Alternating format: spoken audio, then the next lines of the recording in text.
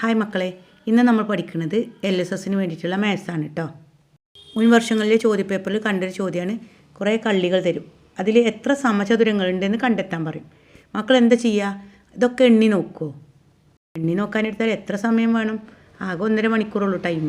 അപ്പോൾ 4 മാർക്കിൻ്റെ ക്വസ്റ്റ്യൻസൊക്കെ ചെയ്യണ്ടേ? അപ്പോൾ ഇതിനായിട്ടൊരു എളുപ്പ വഴിയുണ്ട്.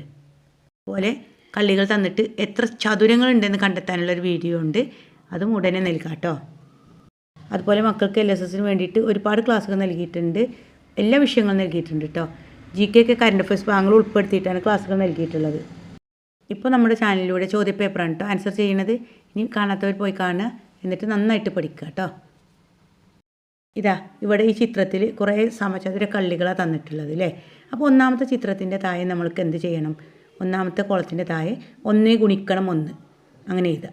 എന്നിട്ട് രണ്ടാമത്തെ കോളത്തിൻ്റെ താഴെ എന്ത് എഴുതണം? 2 ഗുണിക്കണം 2. 2 ഗുണിക്കണം 2 എന്ന് പറഞ്ഞാൽ 2 സ്ക്വയർ. അത് നിങ്ങൾക്ക് ഉയർന്ന ക്ലാസ് പഠിക്കാണ്ടാവും. 2 സ്ക്വയർ. മൂന്നാമത്തെ കള്ളിൻ്റെ താഴെ 3 ഗുണിക്കണം 3, അതായത് 3 സ്ക്വയർ. 3 ഗുണിക്കണം 3 3 സ്ക്വയറാണ്. നാലാമത്തെ കള്ളിൻ്റെ താഴെ 4 കളികളാണല്ലോ ഉള്ളത്. നാലാമത്തെ കള്ളിൻ്റെ താഴെ 4 ഗുണിക്കണം 4, അപ്പോൾ 4 സ്ക്വയർ അങ്ങനെ കിട്ടും. ഇതാ കണ്ടല്ലോ, ഇതുപോലെ. ഇനി ഇതിനെ 1 ഗുണിക്കണം 1 എത്രയാണ്? 1 അല്ലേ. അപ്പോൾ 1 പ്ലസ് 2 ഗുണിക്കണം 2 എത്രയാണ്? 4. 4 പ്ലസ് 3 ഗുണിക്കണം 3 9. 9 പ്ലസ് 4 ഗുണിക്കണം 4 16. 16 പ്ലസ് വേണോ? ഇനിയില്ല അല്ലേ, കള്ളികളില്ല. അപ്പോൾ 16. ഇനി ഇതൊക്കെ കൂട്ടുക, അപ്പോൾ 30 കിട്ടും. ഇനിയും കള്ളികളുണ്ടെങ്കിൽ, അഞ്ചാമത്തെ കള്ളി ഉണ്ടെങ്കിൽ 5 ഗുണിക്കണം 5 എത്രയാണ്? 25. അത് ഇതിനോട് പ്ലസ് ചെയ്യാം.